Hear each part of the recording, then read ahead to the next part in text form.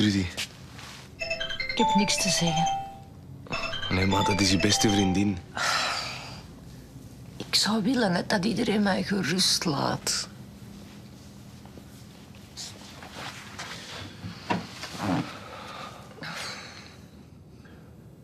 Hoe voelt je? Ik heb hoofdpijn.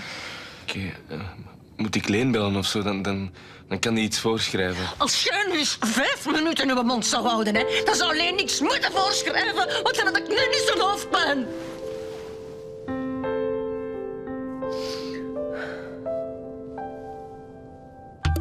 Da-da-da-da-da.